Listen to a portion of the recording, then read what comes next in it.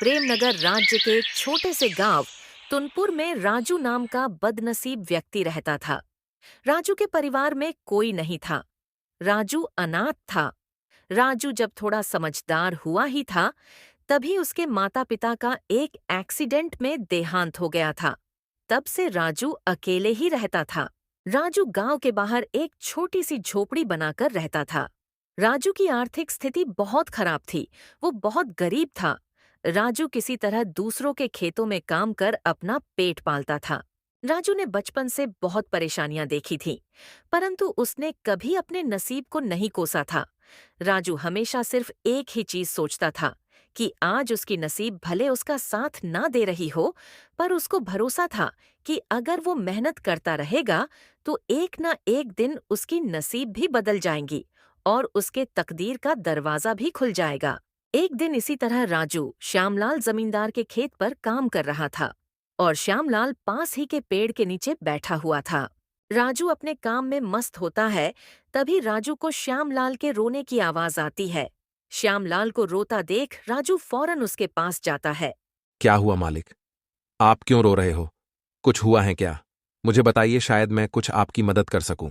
राजू से इस तरह मदद के लिए सुन श्यामलाल थोड़ा भड़क जाता है। अरे राजू, तू क्या मेरी मदद करेगा जब तू अपनी खुद की मदद नहीं कर सकता? तू किसी की मदद करने लायक होता तो आज मेरी जमीन पर काम नहीं कर रहा होता। सेठ जी, ऐसी कोई बात नहीं है। सब नसीब का खेल होता है और नसीब एक तराजू की तरह होती है। जिसके तरफ मेहनत का वजन बढ़ेगा वो धीरे धीरे उसकी ओर झुक जाएगी। मेरा क्या है, मैं बस अपनी मेहनत पर विश्वास करता हूं। आज नहीं तो कल नसीब का तराजू मेरी तरफ भी झुकेगा और मेरे भी तकदीर का दरवाजा खुलेगा। राजू से इस तरह की बातें सुन श्यामलाल को बहुत प्रसन्नता होती है। क्या बात है राजू, तुझे और तेरी सोच को मेरा सलाम। इतनी मुसीबत से तू अपनी जिंदगी काट रहा है, फिर भी तू अपनी हिम्मत नहीं हारता। ऐसी कोई बात नहीं है सेठ जी। ये सब तो मेरे पिताजी की सीख का नतीजा है। मैं जब भी किसी चीज के लिए जिद करता था, तब तब मेरे पिताजी मुझे बस एक चीज कहते थे। देख बेटा राजू, आज मेरे पास इतने पैसे नहीं हैं कि मैं तेरी हर इच्छा पूरी कर सकूं, पर तू मेरी ये बात याद रखना, हमारी ये जिंदगी भी किसी मौसम की तरह है। कभी बहुत धूप तो कभी बहुत ठंड तो कभी बहुत वर्षा, पर तुम्हें उस एक वृक्ष की तरह हमेशा डट के खड़े रहना होगा और बस मेहनत करते रहना होगा, क्योंकि हर मौसम का एक समय होता है। इसी तरह हर दुख का भी एक समय होता है। एक ना एक दिन वो भी समाप्त हो ही जाएगा। बस तुम कभी हिम्मत मत हारना। वाह, क्या सोच थी तुम्हारे पिताजी की। काश मैं भी उनसे मिल पाता। अरे सेठ जी, ये सब तो बीती बातें हैं, ये सब छोड़िए और मुझे पहले ये बताइए, आप क्यों रो रहे थे? अरे राजू, अब क्या बताऊं तुझे। मैं एक बहुत बड़ी मुसीबत में फंस गया हूं। मुझे कुछ समझ नहीं आ रहा है कैसे इस समस्या से बाहर निकलूं। क्या हुआ सेठ जी? जरा साफ साफ बताइए। राजू, मेरे पास मेरे पिताजी की एक जमीन है जिस पर मेरा और मेरे भाई का पूरा हक बनता है, पर मेरे चाचा के बच्चों ने उस पर अपना हक जता लिया है। बस इतनी सी बात। एक काम कीजिए सेठ जी, आप अपने गांव के पुलिस स्टेशन में जाकर अपने चचेरे भाइयों पर जमीन हड़पने का केस कर दीजिए। अरे इसका कोई फायदा नहीं है राजू। हमारे गांव का विधायक मेरे चाचा के लड़के का बहुत अच्छा मित्र है, इसलिए तो इतना परेशान हूं। क्योंकि अगर गांव का विधायक उनके साथ है तो मैं कानूनी तौर पर भी उस जमीन को अपना साबित नहीं कर पाऊंगा। अब तो मेरे चचेरे भाइयों ने उस पर मजदूर लगाकर खेती भी शुरू करवा दी है। हाँ सेठ जी, आपकी ये बात तो सही है, और अगर आप कानूनी तौर पर जमीन को अपने नाम करने की सोचोगे तो शायद आपके पोते बड़े हो जाएं, पर केस चलता रहेगा। हाँ राजू, अब तू ही बता मैं क्या करूं। वो जमीन मेरे पिताजी ने बहुत मेहनत करके ली थी। मैं किसी भी हाल में वो जमीन अपने नाम करके रहूंगा। अगर ऐसी बात है तो मेरे पास एक तरकीब है सेठ जी, जिससे आपके चचेरे भाई खुद ये जमीन आपके नाम करवा देंगे। क्या बोल रहा है राजू? जल्दी बता मुझे भी वो तरकीब। राजू ने अपनी पूरी तरकीब श्यामलाल को समझा दी। तरकीब सुनते ही श्यामलाल राजू से कहता है। क्या बात है राजू, क्या तरकीब निकाली है? तू तो बहुत समझदार है। धन्यवाद सेठ जी। राजू, अगर तेरी ये तरकीब काम आई और मुझे मेरी जमीन वापस मिल गई तो मैं ये वादा करता हूं, अभी जिस जमीन पर तू काम कर रहा है मैं ये तेरे नाम कर दूंगा। अरे इसकी कोई जरूरत नहीं है सेठ जी, आप तो मेरे अन्नदाता हो।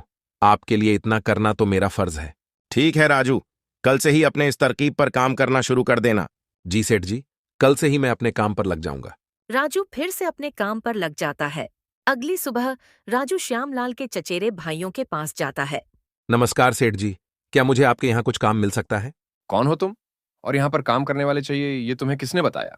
अरे सेठ जी, हर दिन कहीं ना कहीं काम कर अपना पेट पालने वाला एक गरीब मजदूर हूँ। कभी किसी के यहाँ खेती कर लेता हूँ तो कभी किसी के यहाँ मजदूर बनकर जो काम मिल जाए कर लेता हूँ। ये सब तो ठीक है, पर हमारे यहाँ कोई काम नहीं है। बस क्या सेठ जी, मैंने सुना है पूरे गांव के सबसे बड़े जमींदार आप लोग हों और पूरे गांव में सबसे बड़ी जमीन आप लोगों के पास है, तो मुझे लगा कि मुझे यहाँ तो काम आराम से मिल जाएगा। नहीं भाई, हमारे पास कोई काम नहीं है। हमारे पास पहले से बहुत मजदूर हैं। इसका मतलब श्यामलाल सेठ सही कह रहे थे आप लोगों के बारे में? क्या कहा श्यामलाल ने हमारे बारे में? कुछ नहीं, बस ऐसे ही मेरे मुंह से निकल गया। चलो चलता हूँ, आप लोगों के पास तो कोई काम नहीं है तो मैं यहाँ रुक के क्या करूँ। किशन के मना करने के बाद राजू जाने लगता है। तभी रमेश किशन से उसे रोककर पता लगाने बोलता है कि श्यामलाल ने उनके बारे में राजू को क्या बोला है। अरे रुको भाई, इधर आओ जरा, एक काम है तुम्हारे लिए हमारे पास। किशन के बुलाने पर राजू फौरन उनके पास चला जाता है। अरे धन्यवाद सेठ जी, बोलिए क्या काम है? मैं कोई भी काम करने को तैयार हूँ, आखिर पापी पेट का सवाल है। काम तो हम बता देंगे, पहले तुम ये बताओ, श्यामलाल हमारे बारे में क्या बोल रहा था तुम्हें? आपके यहाँ आने से पहले मैं श्यामलाल सेठ के यहाँ काम करता था, परंतु वो एक नंबर के कंजूस और बदतमीज आदमी है। इतनी मेहनत करने पर भी सही मजूरी नहीं देते थे। इस बात पर कल मेरी उनसे बहस हो गई थी। फिर क्या हुआ? क्या कहा तुमको श्यामलाल ने हमारे बारे में? अरे हुआ ये कि जब मेरी श्यामलाल सेठ से बहस हो रही थी, तभी उन्होंने मुझे कहा कि उनसे ज्यादा मजूरी पूरे गांव में कोई नहीं देगा। तो मैंने भी ताव ताव में बोल दिया कि गांव के सबसे बड़े जमींदार किशन सेठ और रमेश सेठ से ज्यादा मजूरी कोई नहीं देता, तभी तो उनके यहां हमेशा काम करने वालों की भीड़ लगी रहती है। सही कहा था ना मैंने सेठ जी? अरे हाँ भाई हाँ, आखिर हम गांव के सबसे बड़े जमींदार हैं, तो हमारा फर्ज बनता है हर मजदूर को उसके काम के हिसाब से सही सही मजूरी मिले। वाह, क्या बात कही है आपने सेठ जी। श्यामलाल सेठ तो मेरे हिसाब से आपके इतना शायद कभी सोच ही ना पाए। चलिए सेठ जी, मुझे भी मेरा काम बता दीजिए तो मैं भी काम पर लग जाऊं। किशन और रमेश दोनों भी राजू की चिकनी चुपड़ी बातों में आ जाते हैं और उसे अपने यहाँ खेतों में काम करने का काम दे देते हैं। किशन के कहते ही राजू उनके खेतों में काम करना शुरू भी कर देता है। इसी तरह कुछ दिनों तक राजू किशन और रमेश के खेतों पर काम करता है। राजू बाकी मजदूरों से ज्यादा काम करता था। वो समय से पहले आ जाता और काम पर लग जाता और सब लोगों के जाने के बाद ही जाता। राजू को इतनी मेहनत करते देख किशन और रमेश आपस में बात करते हैं। अरे रमेश भैया, ये राजू तो बहुत मेहनती है, ये अकेला ही 4 लोगों का काम कर देता है। अच्छा हुआ उस दिन इसे हमने रोक लिया। हाँ भाई, बात तो तू पते की कर रहा है। अच्छा हुआ राजू को हमने अपने यहाँ काम पर रख लिया। वो बहुत मेहनती और ईमानदार भी है। आजकल के जमाने में ऐसा व्यक्ति मिलना घास के ढेर में सुई ढूंढने की तरह है। हाँ भैया, कुछ भी कहो, मेहनती तो बहुत है राजू। इसके इतना काम शायद ही कोई करता होगा हमारे यहाँ। राजू ने अपनी मेहनत से दोनों भाइयों का दिल जीत लिया था। इसी तरह कुछ दिन और बीत जाते हैं। रविवार की सुबह सुबह किशन और रमेश अपने खेत के दौरे पर जाते हैं। जब वो अपने खेत पर पहुंचते हैं तो देखते हैं कि राजू काम कर रहा होता है। राजू को रविवार को भी काम करता देख किशन बोलता है। अरे राजू भाई, रविवार के दिन भी तुम काम कर रहे हो, आज तो आराम कर लिया होता। आराम? वो क्या होता है सेठ जी? अकेला रहता हूं घर पर, और अकेला व्यक्ति घर पर रहकर क्या ही आराम करेगा। इसलिए सुबह जल्दी ही आ जाता हूं और काम पर लग जाता हूं। इसमें मेरा दिल लगा रहता है। तुम बहुत मेहनती व्यक्ति हो। एक काम करो, आज तुम काम रहने दो, जाओ जाकर वहां पेड़ के नीचे आराम करो। नहीं सेठ जी, इसकी कोई जरूरत नहीं। आप लोग जाइए, मैं ठीक हूं, मुझे काम करना पसंद है। ठीक है राजू, फिर हम निकलते हैं। तुम्हारा जब मन करे अपने घर चले जाना। ठीक है सेठ जी। इसके बाद किशन और रमेश खेत को राजू के भरोसे छोड़ वहां से चले जाते हैं। अगली सुबह जब किशन और रमेश अपने खेत पर आते हैं तो देखते हैं पुलिस वहां आई है। पुलिस को देखते ही दोनों दौड़े दौड़े आते हैं। क्या हुआ थानेदार साहब, यहाँ क्या कर रहे हो? हमने तो पहले ही इस जमीन के असली कागजात बड़े थानेदार को दिखा दिए थे ना। अच्छा, ये जमीन तुम्हारी है ना? तभी तो तुम दोनों को अंदर करने आया हूं। अंदर? मैं कुछ समझा नहीं थानेदार साहब। कहना क्या चाहते हो? साफ साफ कहो। साफ साफ कहने की कोई जरूरत नहीं है। जरा अपनी नजर घुमाकर वहां देखो तुम्हारी जमीन से क्या निकला है। थानेदार के कहते ही दोनों भाई जब पलट कर देखते हैं तो वहां उनकी जमीन में किसी की लाश गाड़ी हुई होती है, जिसका सिर्फ कंकाल बचा होता है। कंकाल को देख दोनों भाई की हवा टाइट हो जाती है। ये कहाँ से आया हमारे जमीन में? चलो, अब बहाना मत बनाओ। पहले लोगों को मारो, फिर उसे अपनी जमीन में गाड़ो और फिर बोलो ये क्या है। नहीं थानेदार साहब, ये सब क्या है? ये यहाँ कैसे आया? हमें कुछ नहीं पता है। चलो, अब झूठ मत बोलो। तुम दोनों तो अब गए। अगर फांसी नहीं हुई तो कम से कम उम्र कैद की सजा तो पक्की होगी। फांसी और उम्र कैद सुन दोनों भाई डर जाते हैं और थानेदार के सामने गिड़गिड़ाने लगते हैं। नहीं थानेदार साहब, हमने कुछ नहीं किया। ये सब कहाँ से आया इस जमीन में हमें नहीं पता। वाह, क्या बात है! तुम्हारी जमीन से कंकाल निकलते ही हमारी जमीन से इस जमीन पर आ गए। इस मामले से बचने के लिए दोनों भाई कुछ तरकीब लगाने की सोचते हैं। तभी वहां राजू आ जाता है। अरे सेठ जी, ये पुलिस क्यों आई है? कुछ हुआ है क्या? हाँ राजू, देखो, पता नहीं कहाँ से हमारे जमीन में ये कंकाल आ गया है। राजू कंकाल का नाम सुनते ही चौंक कर बोलता है। क्या कंकाल? ये कहाँ से आ गया? ये तो बहुत बड़ी मुसीबत में आ गए आप दोनों मालिक। हाँ राजू, अब तू ही कुछ तरकीब बता जिससे हम इससे बाहर आ सके। तीनों को खुसुर पुसुर करता देख थानेदार कहता है। चलो, अब कोई तरकीब मत बनाओ। दोनों में से एक भाई तो पक्का जाने वाला है जेल में। अब तुम दोनों ही फैसला करो कौन जाएगा। थानेदार साहब, हमें बस 5 मिनट दीजिए, अभी हम फैसला करके आते हैं कौन जाएगा जेल। ठीक है, जल्दी जल्दी तय करो, किसको लेके जाऊं मैं जेल। ठीक है थानेदार साहब। राजू, किशन और रमेश थानेदार से थोड़ी दूरी पर चले जाते हैं। देखो मालिक, दोनों भाइयों के फंसने से अच्छा है कोई एक भाई फंसे। अब आप लोग सोचिए कौन जाएगा जेल। राजू भाई, हम दोनों भी अंदर नहीं जाना चाहते। कोई तरकीब लगाओ भाई, जिससे हम दोनों बच जाएं। मालिक, एक बात बोलूं, इस कंकाल को देख के तो लगता है काफी महीनों पहले से इसे जमीन में डाला गया होगा। एक तो किशन फांसी की बात सुन बहुत डरा हुआ था और राजू से ये सुनते ही किशन डर के फटाफट पूरी कहानी राजू को बता देता है। देखो राजू भाई, सच्ची सच्ची कहूं, ये जमीन तो हमने बस महीने पहले ही हड़पी थी अपने चचेरे भाई श्यामलाल से। किशन से हड़पने की बात सुन राजू ऐसा बर्ताव करता है जैसे उसे कुछ पता नहीं है इस बारे में। क्या कहा मालिक? हड़प्पी थी जमीन? मैं कुछ समझा नहीं, जरा साफ साफ बताइए। किशन जमीन हड़पने वाली पूरी कहानी राजू को बता देता है। किशन से पूरी कहानी मुंह जबानी सुनते ही राजू कहता है। मालिक, मेरे पास एक तरकीब है जिससे सांप भी मर जाएगा और लाठी भी नहीं टूटेगी। बताओ राजू भाई, जल्दी बताओ। तरकीब बताने से पहले आप मुझे ये बताओ, आपके लिए ये जमीन प्यारी है या आप दोनों की जान? इसमें कोई कहने की बात थोड़ी है राजू, हमें जमीन से ज्यादा हमारी जान प्यारी है। तो एक काम कीजिए मालिक, आप सबसे पहले जाकर थानेदार को बोल दीजिए ये जमीन श्यामलाल सेठ की है। थानेदार को बोलना हमने तो बस 1 महीना पहले ही ये जमीन उनसे बस काम करने के लिए ली है, बाकी का मैं संभाल लूंगा। अरे राजू, पर इससे तो हमारी जमीन हमसे छीन जाएगी, उसका क्या? नहीं मालिक, आप शायद मेरी तरकीब अब तक समझे नहीं। आप जब ये थानेदार को बोलोगे ये जमीन श्यामलाल सेठ की है तो पुलिस किसको पकड़ेगी? श्यामलाल सेठ को, और श्यामलाल सेठ के अंदर जाते ही ये जमीन फिर से आप लोग हड़प लेना, समझे? इससे आप लोग भी बच जाओगे और जमीन भी आपकी रहेगी। राजू की तरकीब सुन दोनों भाई दंग रह जाते हैं। वाह राजू भाई, तुम तो बहुत दिमाग वाले हो।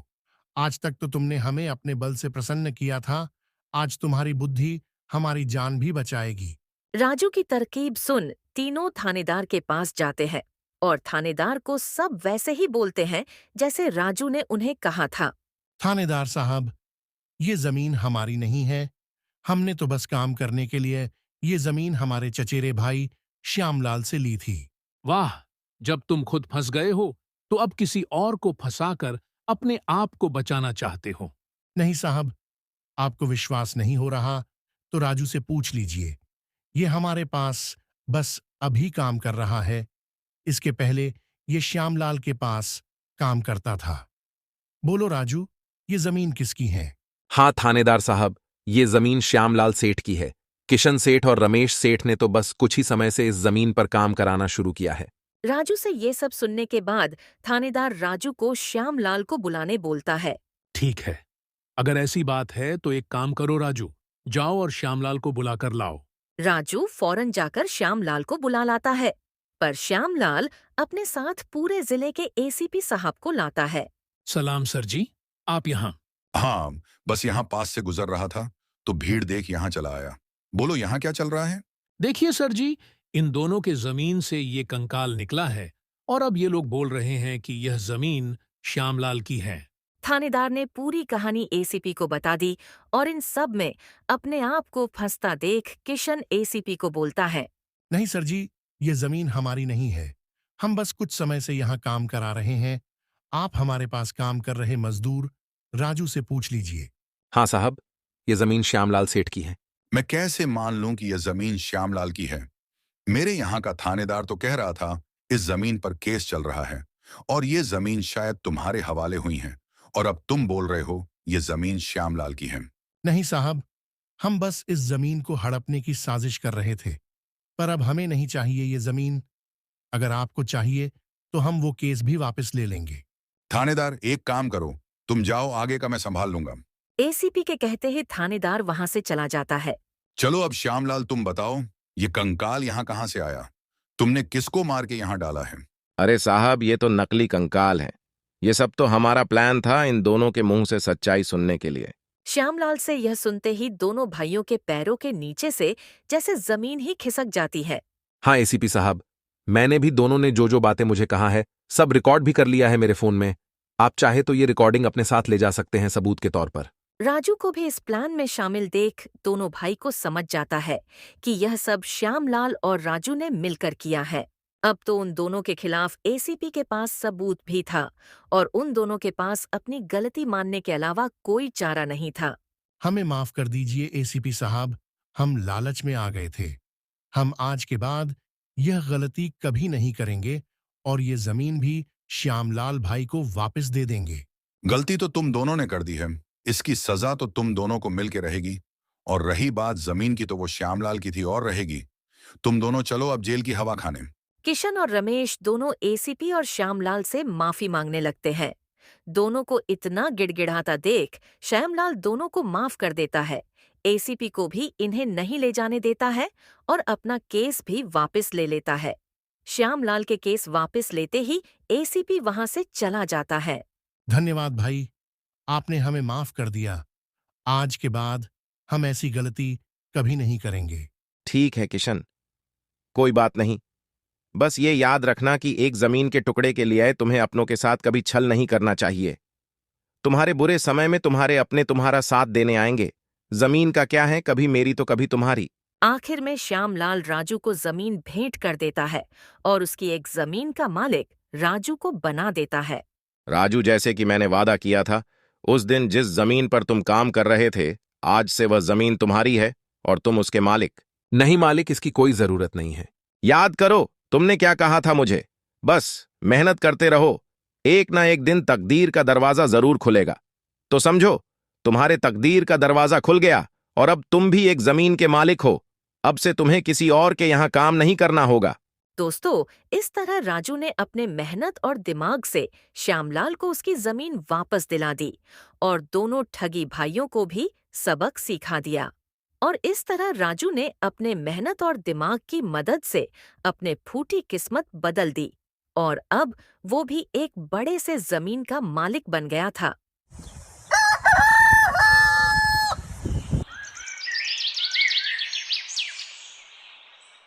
भारत के एक बड़े से राज्य में एक छोटा सा गांव था। इस गांव का नाम जीवन नगर था। जीवन नगर वैसे तो पहले बहुत खुशहाल गांव था। यहाँ चारों तरफ हरियाली और हरे भरे लहलहाते खेत दिखाई देते थे। परंतु कुछ समय से जीवन नगर में बरसात न होने के कारण गांव में सूखे वाले हालात हो गए थे। गांव में अचानक आए इस सूखे के कारण सभी गांव वाले परेशान हो गए थे। गांव में आए इस सूखे के कारण गांव के कुछ लोग मिलकर गांव के मुखिया के पास जाते हैं। मुखिया के घर के बाहर पहुंचकर सोनू मुखिया को जोर जोर से आवाज लगाता है। मुखिया जी, ओ मुखिया जी, घर पर हो क्या? हाँ, घर पर ही हूं, बोलो क्या हुआ। अचानक पूरी मंडली लेकर यहां कैसे आना हुआ? अचानक? लगता है आपका गांव पर ध्यान नहीं है मुखिया जी। मैं कुछ समझा नहीं सोनू, जरा साफ साफ कहो, कहना क्या चाहते हो? मुखिया जी, हम गांव में आए सूखे को लेकर परेशान हैं। उसी सिलसिले में बात करने आपके पास आए हैं। हाँ मुखिया जी, बारिश न होने के कारण गांव का तालाब भी सूख गया है। हमें कुछ जल्द से जल्द करना होगा, वरना सूखे के कारण लोग गांव छोड़ने पर मजबूर हो जाएंगे। नहीं, डरो मत, मैं ऐसा नहीं होने दूंगा। मैं भी जानता हूं हमारे गांव में क्या हालत हो गई है सूखे के कारण, परंतु ऐसा सूखा कई सालों बाद अचानक हमारे गांव में आया है।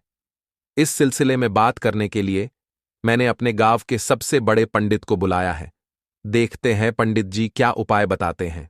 मुखिया जी, पंडित जी कभी आने वाले हैं? पता नहीं सोनू, मैंने संदेशा तो भिजवा दिया है पंडित जी के पास, परंतु फिलहाल वो शायद गांव से बाहर गए हैं। आज शाम या कल सुबह तक आ जाएंगे। जैसे ही पंडित जी आते हैं, मैं उनसे मुलाकात कर इस समस्या का हल निकालने की पूरी कोशिश करूंगा। ठीक है मुखिया जी, जैसे ही आपकी पंडित जी से मुलाकात हो जाए और सूखे की समस्या का कोई उपाय मिल जाए तो हमें भी जरूर बताइएगा। मुखिया जी, सूखे की समस्या का हल निकालने में अगर आपको हमारी जरूरत लगे तो हमें अवश्य याद कीजिएगा। ठीक है सोनू, जैसे मुझे कोई उपाय मिलता है मैं तुम लोगों को अवश्य बता दूंगा। मुखिया जी से बात कर सब लोग अपने अपने घर की ओर निकल पड़े। फिर अगली सुबह पंडित जी सुबह सुबह अपने शिष्य को लेकर मुखिया के घर पहुंच गए। मुखिया बेटा, ओ मुखिया बेटा, घर पर हो क्या? अरे पंडित जी, आप आ गए? हाँ मुखिया बेटा, सवेरे सवेरे ही दूसरे गांव से आया हूं, परंतु जैसे ही गांव में आए संकट के बारे में पता चला तो फौरन तुम्हारे यहाँ चला आया। धन्यवाद पंडित जी, जो आप अपना कीमती समय निकाल कर आ गए। पंडित जी, चलिए घर के भीतर बैठकर बात करते हैं। मुखिया और पंडित जी मुखिया के घर के अंदर जाकर बातचीत चालू करते हैं। बोलो मुखिया बेटा, इस संकट के बारे में कुछ सोचा या नहीं? नहीं पंडित जी, मैं आपके भरोसे बैठा था कि आप आएंगे तो कुछ हल बताएंगे इस संकट का। एक उपाय तो मुझे नजर आ रहा है, परंतु ये कितना कारगर होगा ये देखना पड़ेगा। कौन सा उपाय? जल्दी बताइए पंडित जी।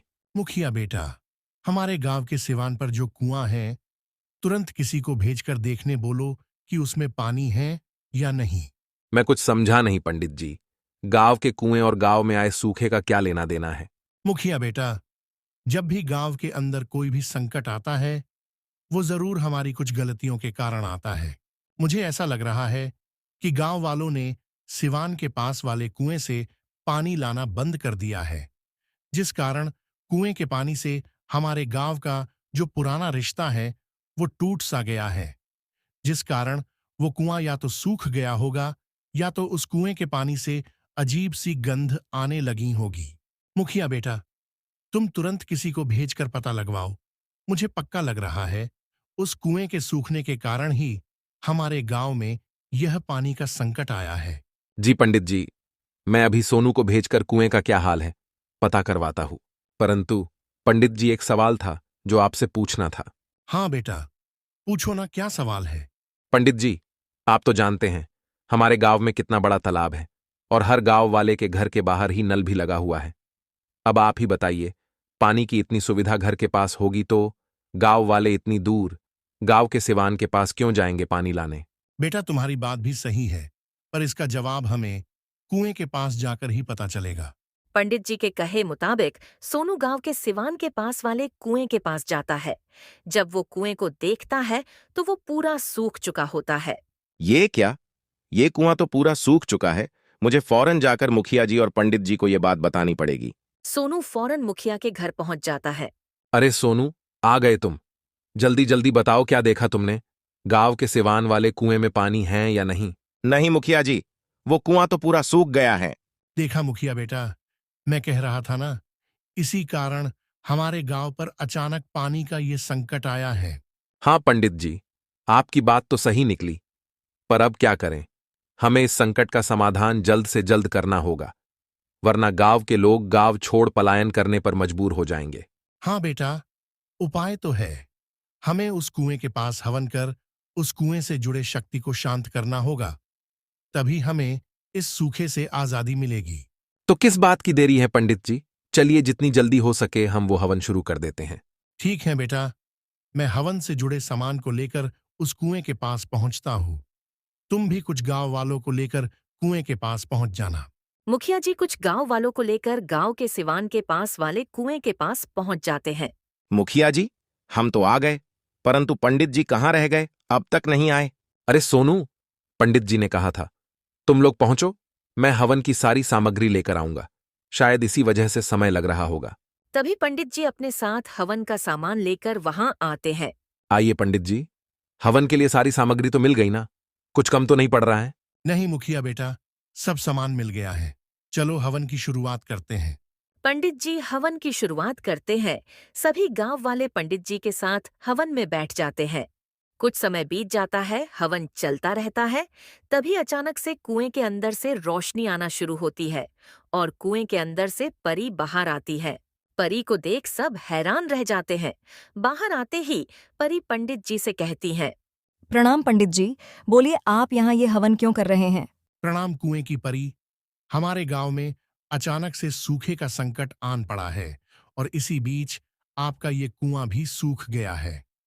इसलिए हमने सोचा शायद कुएं की शक्ति हम गांव वालों पर गुस्सा हो। इसी वजह से हमारे गांव पर ये संकट आया है। तो उसी शक्ति को शांत करने के लिए हम ये हवन कर रहे हैं। हाँ पंडित जी, आपका सोचना सही है। इन गांव वालों ने मेरे पास से पानी लेना बंद कर दिया है और कुछ समय से कोई भी मेरी देखभाल तक नहीं कर रहा है। धीरे धीरे मेरे अंदर का पानी सड़ने लगा और मेरे अंदर से अजीब सी गंध आने लगी। इस वजह से मैं इन गांव वालों को सबक सिखाना चाहती थी। हमें माफ कर दीजिए, हम लोगों से गलती हो गई है। अब से हम सब गांव वाले आपकी देखभाल करेंगे। हाँ कुएं की परी, हम सबको माफ कर दो। अब हम सब लोग आपकी सफाई करेंगे और आगे इस बात का ध्यान रखेंगे कि आपको कभी इस तरह के हालात से गुजरना न पड़े। ठीक है पंडित जी, इस बार मैं इन गांव वालों को माफ कर देती हूँ। अगर आपने हमें माफ कर दिया है तो अब इस संकट से हम किस तरह से आजादी पाएं? कुछ उपाय बता दीजिए। जी जरूर पंडित जी, इन सब गांव वालों को पहले मेरी सफाई करनी होगी और जब सफाई हो जाए तो सबको एक एक बाल्टी पानी लाकर मेरे अंदर डालना होगा। पानी डालते ही मैं भर जाऊंगी। जैसे मैं भर जाऊं तो सबको फिर एक एक बाल्टी पानी मुझमें से निकालकर अपने सूखे खेतों में और सूखे तालाब में डालना होगा। ऐसा करते ही आपके गांव पर लगा मेरा श्राप खत्म हो जाएगा और आपके गांव पर आई सूखे की समस्या भी खत्म हो जाएगी। धन्यवाद कुएं की परी, आपने हमारी गलतियों के लिए हमें माफ भी कर दिया और हमें इस सूखे की संकट से बचने का उपाय भी बता रही हो। आपका बहुत बहुत धन्यवाद।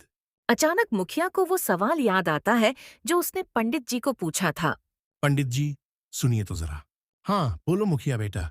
जो सवाल मैंने आपको पूछा था, एक बार कुएं की परी से भी पूछ लूं क्या? हाँ बेटा, पूछ लो ताकि बाद में फिर कोई दिक्कत ना हो जाए। कुएं की परी मुखिया और पंडित के बीच चल रही बातचीत को सुन लेती है।